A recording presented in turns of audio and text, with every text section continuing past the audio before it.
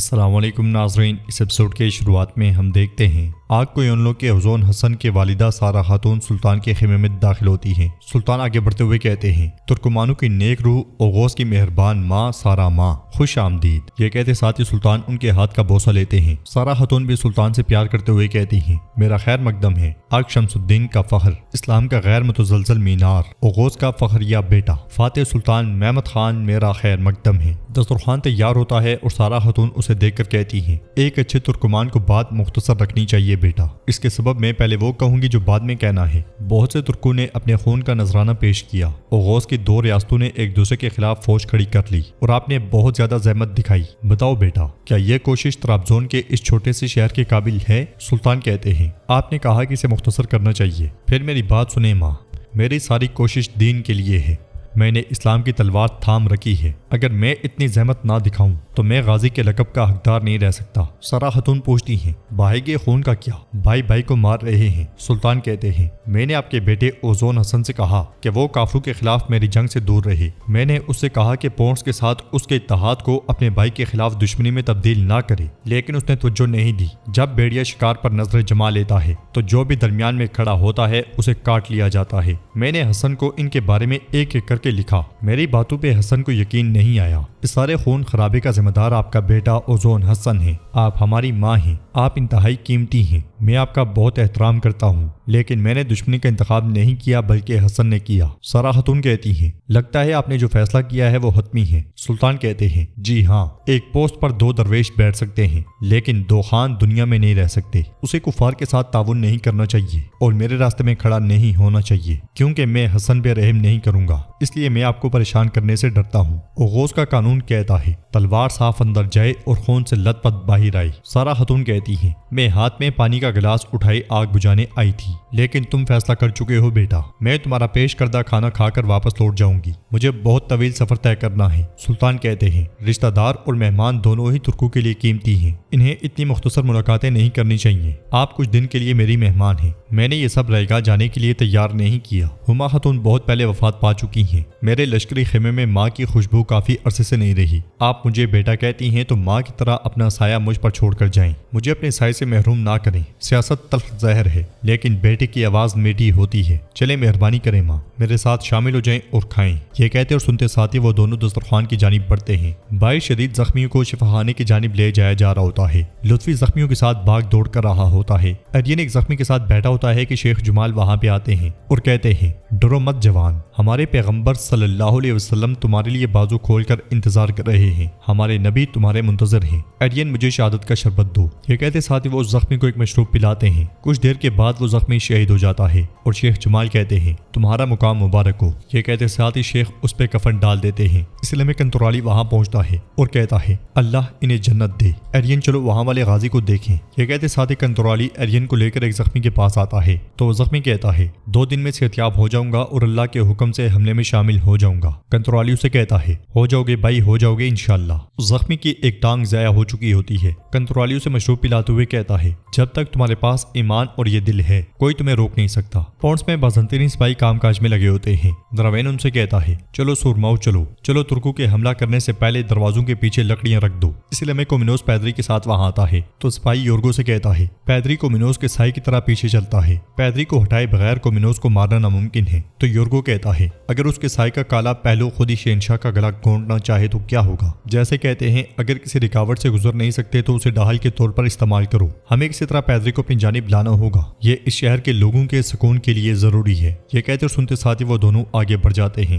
ادھر قلعہ میں واپس جنگ کی تیاریاں کی جا رہی ہوتی ہیں، سپاہی اپنی تلواریں تیز کر رہے ہوتے ہیں، جھنڈے تھام لیے جاتے ہیں، تیر بستوں میں ڈالے جا رہے ہوتے ہیں، کمانیں سیدھی کی جا رہی ہوتی ہیں، سرنگ میں بھی کام کاج جاری ہوتا ہے، جانشری بندوقیں بھی اٹھا لیتے ہیں، تیروں کی مشق بھی جاری ہوتی ہے۔ پونٹس میں آگے بڑھتے ہوئے کومینوس سلیمان سے کہتا ہے، سلیمان اس بار کیا ہوا؟ تو سلیمان کہتا ہے، ایک ڈاکو بچ نکلا ہے شہنشاہ۔ کومینوس پوچھتا ہے، کیا تم نے ٹھیک سے گنے تھے؟ سلیمان کہتا ہے، ہاں بڑے کو، جسے وہ سردار کہتے ہیں۔ تو دراوین کہتا ہے، وہ ضدی آدمی ہے، ہو سکتا ہے مار دیا ہو۔ سلیمان کہتا ہے، میں کہتا ہوں کہ بچ نکلا ہے، کیا تم نہیں سمجھ رہے ہو؟ اس لیے میں ایک گولا دیوار کے ساتھ آ ٹکراتا ہے جس کی وجہ سے وہ سب لڑکھڑا جاتے ہیں، وہ خود کو سنبھالتے ہیں اور پھر سے کھڑے ہو جاتے ہیں۔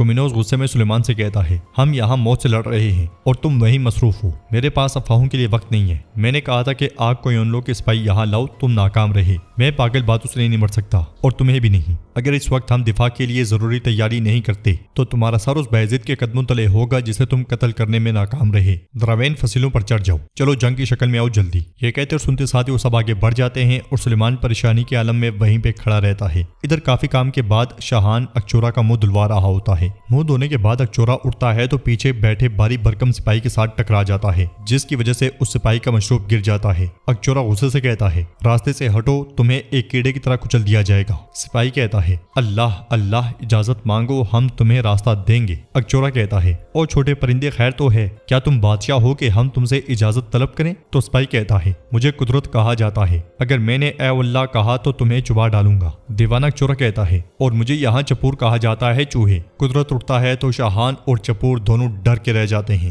وہ اس قدر بھاری بھرکم ہوتا ہے کہ وہ دونوں آنکھیں اٹھا اٹھا کے اسے دیکھ رہے ہوتے ہیں۔ کچھ دیر پہلے تک بڑی بڑی بڑکے مارنے والا چپور اب بار بار شاہان کو دیکھتا ہے اور مسکراتے ہوئے قدرت سے کہتا ہے ارے ماشاءاللہ ماشاءاللہ، تم تو پلک جھپکتے ساتھ ہی اتنے بڑے ہو گئے ہو۔ قدرت غصے میں شاہان کو دیکھتا ہے تو وہ بھی مسکرا دیتا ہے۔ پھر قدرت چپور کو دبوچتے ہوئے کہتا ہے کیا کہہ رہے تھے؟ تو چپور کہتا ہے ارے تم عظیم ہو، جوان مرد ہو۔ قدرت ایک ہی ہاتھ سے اسے اٹھا لیتا ہے اور زمین سے کئی فٹ اوپر لے جاتا ہے۔ یہ دیکھ کے شاہان بہت پریشان ہو جاتا ہے اور چپور کے پسینے چھوٹ جاتے ہیں۔ وہ قدرت سے کہتا ہے میں تمہارے لیے کھانا لے کر آتا ہوں، بھائی تم کچھ کھاؤ گے؟ شاہان کہتا ہے شام ہو چکی ہے، مجھے اب اپنے خیمے میں چلے جانا چاہیے، میں یہاں ویسے بھی کیا کر رہا ہوں۔ یہ کہتے ساتھ ہی شاہان چلا جاتا ہے۔ چپور کو قدرت مٹی پہ پٹخ دیتا ہے۔ یہ دیکھ کے شاہان الٹے پاؤں بھاگتا ہے۔ چپور بھی اٹھتے ساتھ ہی بھاگتا ہے اور شاہان کے پاس جاتا ہے تو شاہان پوچھتا ہے کیا وہ جن چلا گیا ہے؟ چپور کہتا ہے جن؟ وہ جن نہیں ہے، وہ شیطان ہے، دوڑو دوڑو خود کو بچاؤ۔ وہ دونوں ایک ساتھ وہاں سے بھاگ جاتے ہیں۔ ادھر سلطان محمود پاشا سے کہتے ہیں میرے حکم سے توپیں ایک ترتیب میں نہیں بلکہ سب ایک ساتھ چلیں گی۔ اس لیے میں مصطفیٰ وہاں داخل ہوتا ہے۔ مصطفیٰ کو صحیح سلامت دیکھ کر سلطان بہت خوش ہوتے ہیں اور کھڑے ہو کر پوچھتے ہیں تم شہر سے کیسے بھاگے؟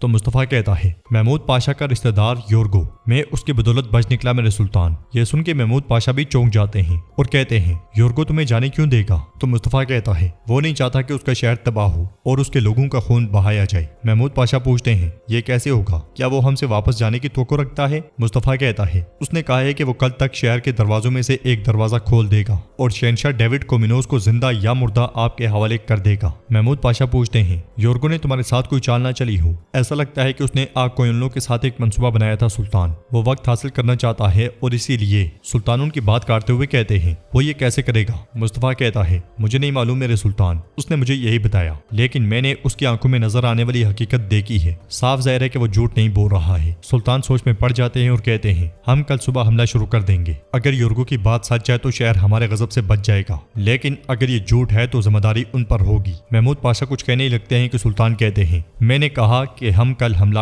کریں گے۔ مصطفیٰ کہتا ہے میرے سلطان ایک اور بات۔ یہ کہتے ساتھ وہ خاموش ہو جاتا ہے تو سلطان اس کے پاس آتے ہیں اور کہتے ہیں بتاؤ بتاؤ۔ مصطفیٰ کہتا ہے افلاک کا ولاد تیپش، اس نے کہا کہ آپ اس کے بارے میں محتاط رہیں، جس طرح آپ اسے اپنا بھائی سمجھتے ہیں وہ ویسا نہیں ہے۔ یہ سن کے سلطان کہتے ہیں شکریہ، سلامت رہو۔ اس لیے میں بالی بھی وہاں آ جاتے ہیں اور مصطفیٰ کو دیکھ کر بہت خوش ہوتے ہیں۔ وہ پرجوش انداز میں اسے گلے لگا لیتے ہیں۔ پھر سلطان کے اشارے پر وہ دونوں چلے جاتے ہیں۔ پونٹس میں زخمیوں کا علاج ہو رہا ہوتا ہے۔ پیدری بھی انہیں حوصلہ دیتا ہے، اس لیے میں یورگو بھی وہاں پہ آ جاتا ہے۔ پیدری ایک بچی کو حوصلہ دے رہا ہوتا ہے جس کا باپ زخمی ہوتا ہے، تو یورگو کہتا ہے یہ اب ٹھیک ہو بھی جائے تو کیا ہو جائے گا، محمد کا غضب اسے آج نہیں تو کل تباہ کر دے گا۔ پیدری غصے میں اٹھتا ہے اور کہتا ہے محمد کو بہت برے طریقے سے سبق ملا ہے یورگو۔ جواب میں یورگو کہتا ہے لیکن ہمیں کوئی سبق نہیں ملا، اگر ہم نے سبق لیا ہوتا تو ان معصوم لوگوں کی زندگیوں کو خطرے میں نہ ڈالتے۔ پیدری کہتا ہے ان معصوموں کی زندگیوں کو خطرے میں ڈالنے والے ہم نہیں، محمد ہے، وہ خون کا پیاسا ہے۔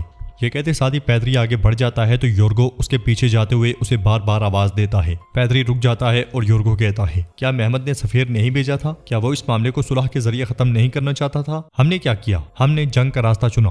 اب دیکھو ان معصوموں کی بربادی، کیا اس سب کے سبب ہم نہیں ہیں؟ پیدری کہتا ہے کیا تم ہم سے یورگو، کیا تم چاہتے ہو کہ ہم اپنا وقار بھیج دیں؟ تو یورگو کہتا ہے نہیں، ہرگز نہیں پیدری، میں صرف یہ چاہتا ہوں کہ تم حقیقت کو دیکھو۔